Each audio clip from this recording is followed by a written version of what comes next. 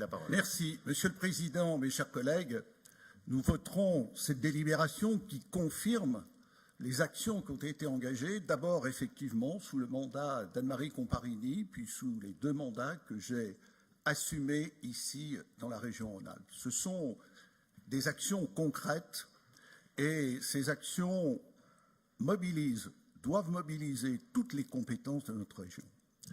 Mais au-delà, je crois qu'il ne faut pas entretenir la confusion des esprits.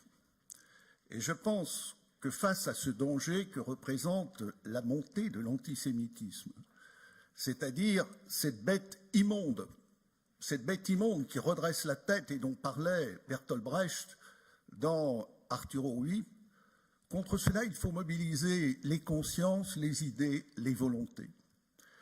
Et je voudrais terminer parce que c'est une continuité des actions que nous avons menées pour rappeler à nos collègues qu'ici, en 2006, le président de région que j'étais, mais aussi les représentants de tous les groupes républicains, et notamment le groupe centriste, dont le président était Thierry Cornillet, le groupe UMP de l'époque, dont le président était Emmanuel Hamelin, nous avons tous été cités devant le tribunal en diffamation par le président du groupe du Front National à l'époque.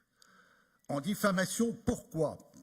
Parce que celui-ci avait tenu des propos négationnistes dans une ville, dans une université où justement le négationnisme était particulièrement actif. Et nous avons été cités au tribunal. Et je voudrais dire, tous les partis républicains, cet arc républicain me paraît évidemment fondamental pour lutter contre l'antisémitisme.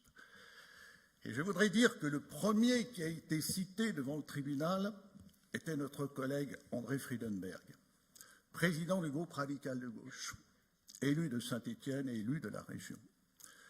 Et devant le président du tribunal, et devant le tribunal, André Friedenberg a pu dire « Moi, Monsieur le Président, je ne sais pas ce que je fais là, mais c'est un honneur pour moi d'être là, parce que je suis un enfant caché, un enfant qui est né en avril 1944, sur le plateau du Lignon, justement.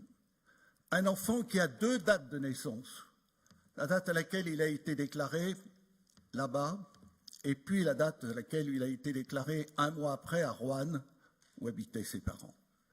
Et je crois que là, nous avons toute la démonstration de cette volonté politique qui doit les réunir. Et cette émotion d'André Friedenberg, à l'époque, nous devons la partager et éviter que dans ce combat contre l'antisémitisme, il y ait la confusion des esprits et la confusion des politiques. C'est aux Républicains et à l'ensemble des Républicains de se mobiliser. Je vous remercie.